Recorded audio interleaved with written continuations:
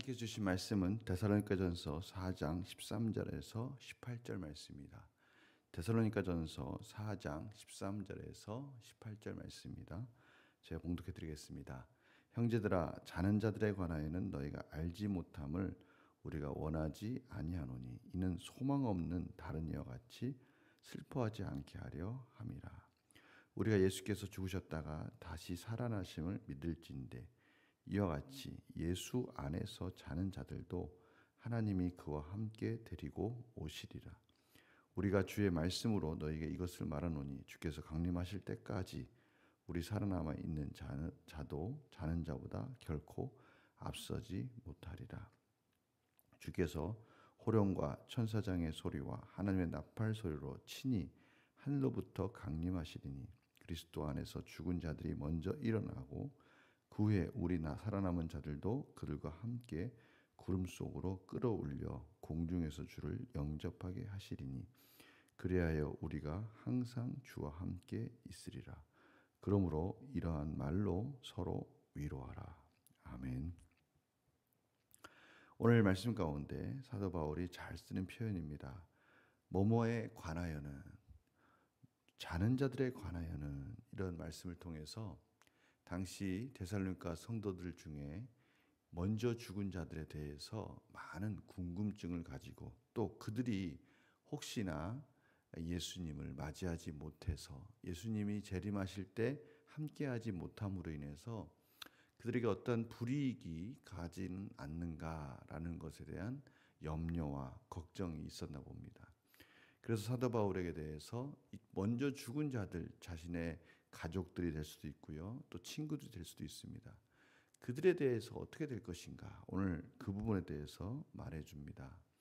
예수님께서 십자가에서 죽으실 때 한편 강도에 대해서 너가 나와 함께 낙원에 있으리라 라고 말씀하신 그 장면 기억나십니까?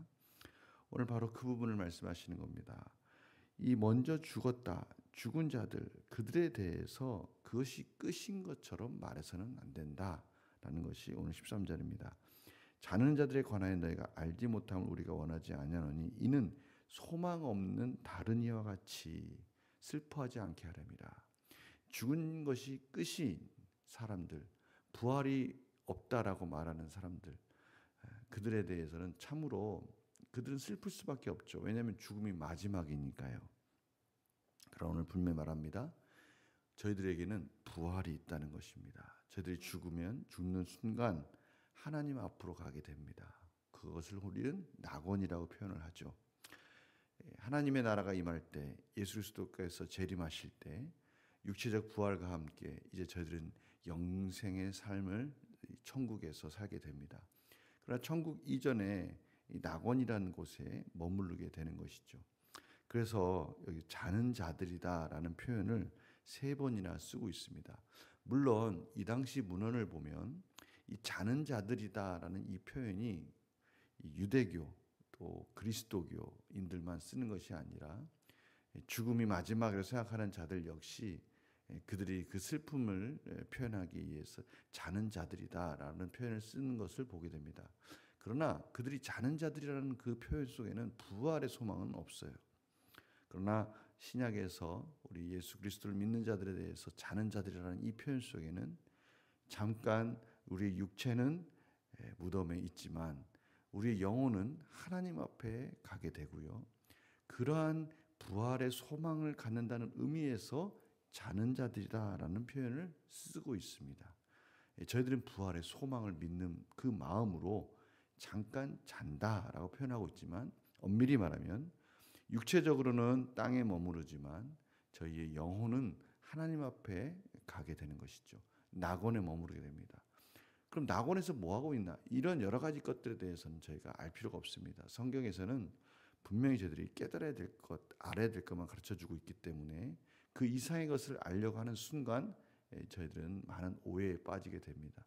오늘 분명히 말하는 것은 무엇이냐면 자는 자들, 그들이 결코 먼저 죽었다고 해서 불이익을 받는 것이 아니라 예수 그리스도와 함께 예수 그리스도가 재림하실 때 그들로 우리와 같이 부활하여서 함께 육체적인 부활과 완전한 부활을 통해서 영생의 소망 속에서 살았던 그 예수 안에 있었던 그 모든 것들이 실제적으로 이제 완성이 될 것이다.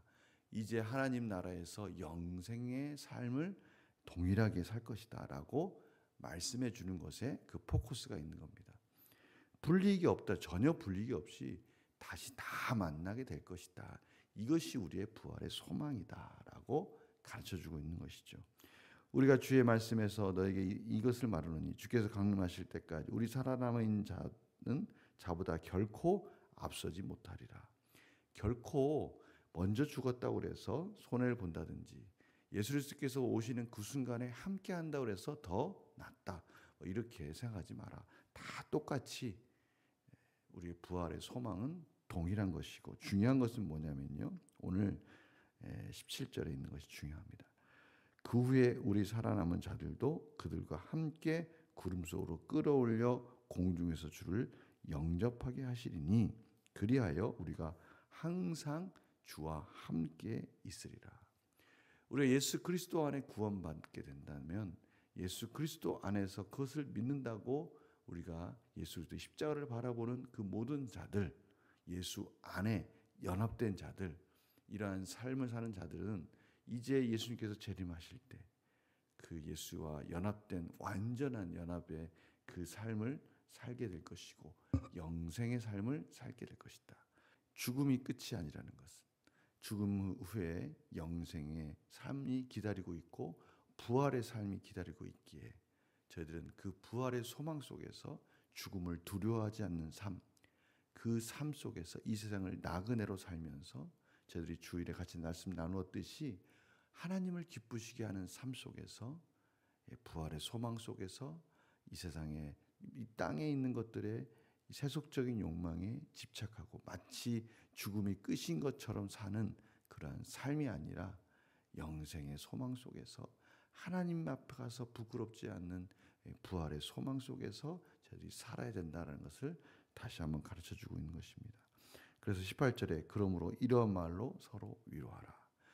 먼저 죽었다고 해서 낙심할 필요 없고 또 이 세상에서 예수님이 재림하실 때 그때 동참한다라고 해서 또 먼저 됐다라고 그렇게 생각하지 말고 우리 모두는 다 예수 안에서 살게 되는 것이고 그때가 되면 예수 그리스도를 만나게 되고 온전한 그리스도와 동행하는 삶 속에서 영생의 삶을 살 것이니까 죽음을 두려워하지 않고 영생의 소망 속에서 우리는 죽음이 끝이 아닌 예수 하나님 앞에 가서 부끄럽지 않은 구원을 이루는 것에 대해서 관심을 가지고 나그네 삶 속에서 어떤 어려움일지라도 그것 때문에 힘들어하거나 두려워하지 말고 예수 그리스도와 연합된 예수 그리스도 안에서 승리함으로 변함없이 살아가라라고 말씀해 주고 계시는 것이죠. 오늘 바로 그것이 핵심인 것이에요.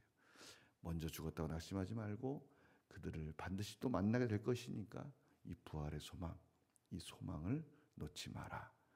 오늘 저희들이 이 소망 안에서 다시 한번 나그네 삶을 사는 이 땅의 삶에 집착하지 말고 나는 죽고 내 안에 예수 그리스도께서 사시는 예수 안에서 사는 삶이 무엇인지를 깊이 묵상하며 이 땅의 것들을 집착하는 삶에서 부활의 소망을 바라보는 영생의 소망 속에서 사는 자로서 하나님 안에서 하나님을 기쁘시게 하는 삶으로 승리하시는 복된 하루가 되시기를 간절히 축원합니다. 제가 기도하겠습니다. 하나님 그렇습니다.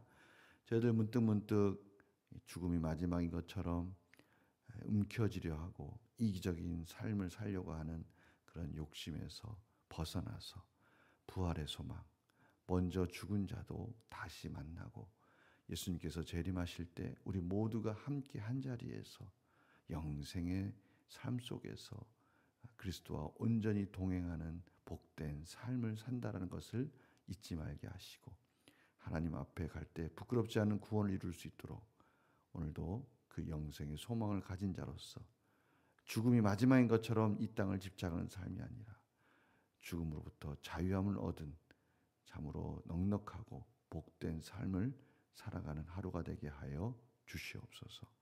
감사드리며 예수님의 이름으로 기도드립니다.